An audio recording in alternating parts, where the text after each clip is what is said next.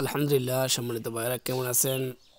তো আমার এক ভাই আমার কমেন্টে বলছিল, ভাই আপনি ছাগল কিভাবে পালেন, ছাগল কিভাবে রাখেন? তো আলহামদুলিল্লাহ, শীত চলে যাচ্ছে, ফেব্রুয়ারি মাসের 22 থেকে 23 তারিখ আজকে। তো আলহামদুলিল্লাহ, ছাগল পালতে হলে প্রথম শর্ত হলো আপনার ছাগলকে ভাষা সিস্টেম করে রাখতে হবে। আর যদি আপনার বাড়ির আশেপাশে লতা পাতা থাকে তাহলে সপ্তাহে 1 থেকে 2 বার পাতা পাতা খাওয়াবেন, ছাগলের ফিটনেস ভালো থাকে। তো আলহামদুলিল্লাহ, আরেকটি কথা হলো, ছাগল যদি আপনার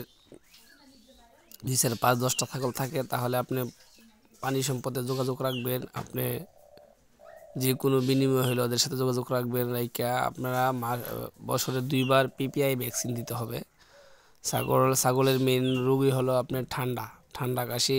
এর থেকে পিপিআই আইসা পাতলা পায়খানা হয়ে ছাগল মারা যায়। তো আলহামদুলিল্লাহ, ছাগল বাঁচানোর জন্য পিপিআই ভ্যাকসিন দিতেই হবে।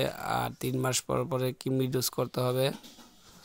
তো আলহামদুলিল্লাহ, ছাগল যদি আপনি ভালোভাবে পালতে চান এবং ছাগলকে যদি ভালোভাবে ট্রিটমেন্ট দেন তো ইনশাল্লাহ আপনি একদিন সফল হতেই পারবেন। তো দেখেন, আমি আপনাদেরকে আরও পরের ভিডিও আবার এই 2টা ছাগল প্রেগনেন্ট, একটা 5 মাসে পড়ছে 4 মাস 10 দিন, আর একটা আপনার 3 মাস। আলহামদুলিল্লাহ, 2টা থেকে এখন এই পর্যন্ত 4টা হয়েছে। তো আলহামদুলিল্লাহ, ভবিষ্যতে আর কী হয় আপনাদেরকে দেখাবো। আর ছাগলকে সকালবেলা ঠান্ডা কোনো খাবার খাওয়াবেন না। সকালবেলা ওই যে শুকনো পাতা, তা না হলে হালকা পাতলা আপনার ভুসি খাওয়াবেন সরিষা দিয়া। ভুসি খাওয়ালে শীতকালে ছাগলের সুস্থ থাকে, গলার ঠান্ডা থেকে কাশ যে জিনিসটা আসে এটা অনেক ভালো থাকে। ছাগলে যখন জাবর কাটে তখন দেখবেন হাসি কাশি এসব আসবে না সরিষা খাওয়াইলে ভুসির সাথে। তো আলহামদুলিল্লাহ, যারা আপনারা ছাগল পালার ইচ্ছুক আগ্রহ আছেন, সবসময় পানি সম্পদে ডাক্তারের সাথে যোগাযোগ রাখবেন এবং ছাগলকে টাইম টু টাইম ভ্যাকসিন দেওয়ার চেষ্টা করবেন, কিডনি ডোজ খাওয়াবেন। তো ইনশাআল্লাহ আপনার ছাগল সুস্থ থাকবে।